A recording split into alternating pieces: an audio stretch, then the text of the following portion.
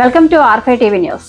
పెనుమూరులో రాష్ట్ర నైపుణ్యాభివృద్ధి సంస్థ ఎంప్లాయ్మెంట్ ఎక్స్చేంజ్ సంయుక్తంగా మార్చి నెల 5వ తేదీన గురువారం స్థానిక ఎస్వివి డిగ్రీ కళాశాలలో జాబ్ మేళా నిర్వహించడం జరిగిందని కళాశాల ప్రిన్సిపల్ పట్నం సురేందర్ రెడ్డి తెలిపారు.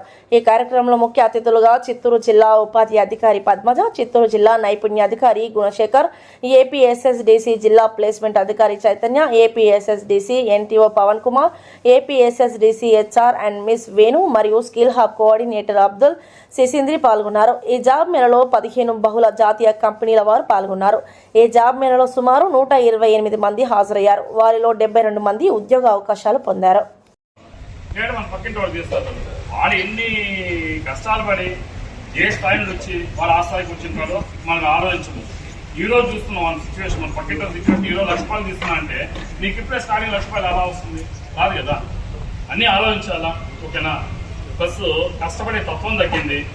ఈజీ మనీ ప్రతి ఒక్కరి అలవాటు అయిపోయింది. బెట్టింగ్లు అంట అవి ఇవి. కాబట్టి కారణాలు ఏవైనా కావచ్చు, కష్టపడితేనే జీతం. అది ఫైనల్గా గుర్తుపెట్టుకోండి. ఎక్కడైనా ఎవరైనా సరే కష్టపడితేనే జీతం. ఫ్రీగానే ఉచితంగా ఏది రాదు. Easy comes easy goes. Easy comes అనేది బెట్టింగ్లు ఇదో వస్తాయి కానీ చెప్పను. ఒకసారిగా జీతమే తలకిందలైపోతుంది అనమాట. మీరే చూస్తున్నారు ఈ యొక్క బెట్టింగ్స్లో చాలా వరకు ఎంతమంది ఆత్మహత్యలు చేసుకుని చనిపోతున్నారు. రెగ్యులర్గా పేపర్లు చూస్తున్నాం అన్నమాట. కాబట్టి ఫస్ట్ ఆఫ్ ఆల్ కష్టానికి కష్టపడడం అలవాటు చేసుకోండి. కష్టానికి అలవాటు పడండి. ఖచ్చితంగా లైఫ్ అనేది ఉంటుందన్నమాట. చాలా వరకు ఏమంటున్నారంటే 10,000 చాలు 10,000 చాలు అంటున్నారు. ఓకేనా? ఫస్ట్ మీ యొక్క కెరీర్ స్టార్ట్ చేయండి. జీతం చూడకూడదు ఎప్పుడు కానీ. మనకు ఆపర్చునిటీ ఉందా ఫస్ట్ చూడాలి.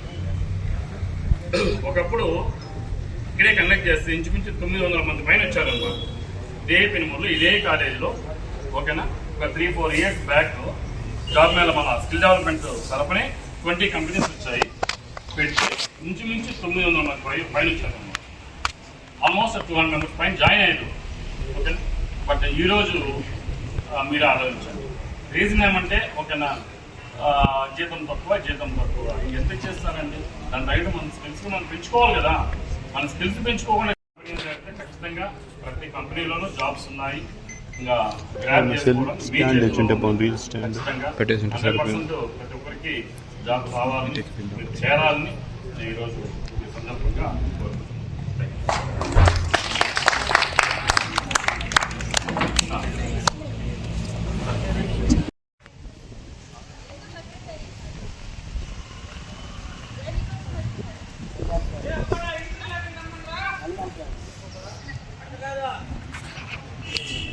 ఖాళీగా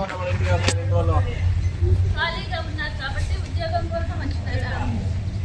ఖాళీగా లేకుంటే ఉద్యోగం కోసం వచ్చే వాళ్ళు కాదు కదా. ఉద్యోగం కోసం వచ్చినారు. టైం పాస్ వచ్చారా? ఎండకు టైం పాస్ ఉద్యోగం అంటే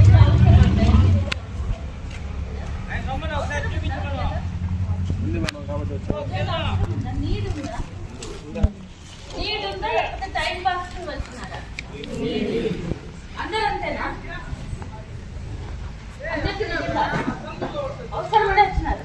లేకపోతే ఈ ఎండకు ఈ టైంలో ఇక్కడ ఉండేవాళ్ళు కాదు కదా. మరి ఇప్పుడు మీ అందరికీ మీకు వీళ్ళందరూ ఏదో ఒక కంపెనీలో మిమ్మల్ని సెలెక్ట్ చేస్తారా? వద్దని కోరుతుందా? షూరా? వాదానా? ప్రామిసా? గట్టి చెప్పడం లేదు. అమ్మాయి చెప్పండి. మీకు ఉద్యోగం అయితే వీళ్ళు ఇస్తారు. చేరే బాధ్యత మీకు, ఇచ్చే బాధ్యత వీళ్ళది, చేరాల్సిన బాధ్యత మీరే కదా. మరి ఎందుకు చేరకుండా వెళ్తున్నారు? 100 మంది వస్తున్నారు, చేరే వాళ్ళేమో 10 మంది ఉన్నారు. ఎందుకు నేను చెప్పనా? మీకు ఇంటి నుంచి ఆఫీస్ దూరం ఉంటుంది. మీ ఇంటి నుంచి పక్కన అయితే వెళ్ళిపోతారు. ఇంట్లో నుంచి పాపం దూరం పోవాలంటే ఎట్లా పోతారు కదా. పాపం ఇదైతే ప్రాబ్లమే కదా. ఉద్యోగం అంటే మన ఇంట్లోనే ఉండాలి. అది ఒక కారణం. అవునా కదా? దూరం అయితే పోలేదు, ఎండకు అసలు పోలేదు. అక్కడ పోయిన తర్వాత సెల్ ముట్టకూడదు. ఇంకొక కారణం. సెల్ చూడకూడదు. సెల్ పక్కన పెట్టేలా లక్ష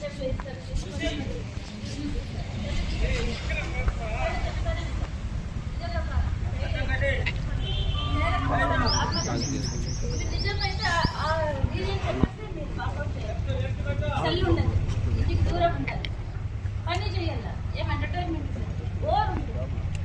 జీతం తీసుకునే రోజు ఒకటే చేస్తే డబ్బులు కొట్టాలి కాస్త సంతోషం వస్తుంది. కానీ ఫస్ట్ రోజు నుంచి పని పని పని బాగా కలుస్తారు, టార్గెట్ కంప్లీట్ చేయలేదంటారు. ఇవన్నీ కష్టాలే కదా. మరి ఎందుకు ఉద్యోగం కోసం వచ్చినారు? అయినా కూడా ఉద్యోగం అంటే కష్టమే కదా. నెలంతా కష్టపడితే మీకు 1వ తేదీకి జీతం వస్తుంది. అప్పుడు ఇంత కష్టం మీరు భరించగలరా? ఏదో ఇంటికాడ ఉంటే అన్నం తినేసి సెల్ చూసుకుంటా డే అయిపోతుంది. అట్లా ఎవరు ఉంటారంటే వైలింగ్ అవే టైం, వేస్టింగ్ టైం ఎవరుంటారు? చెప్పండి. చదువుకున్న వాళ్ళు అట్లా ఉంటారా? బాధ్యత ఉన్న వాళ్ళు అట్లా ఉంటారా? ఖాళీగా ఎవరైనా ఉంటారా? Man is born to work and prosper. మనిషి పుట్టిందే పని చేసి సంపాదించుకోవడానికి. అవునా కదా? మీరు ఒప్పుకోరు. ఎంత ముసలామా చెప్పుకుంటే పోతుంది, లేదు చెప్పినట్టు అంతే సరిపోతుంది అంటారు. ఎవరు కష్టపడడానికి ఇష్టం లేదు, ఈజీ మనీ కావాలని కోరుకుంటున్నారు. సెల్ లేకుండా వాళ్ళ హార్ట్ పక్కన పెట్టి పని చేయమన్నట్టు బాధపడతారు.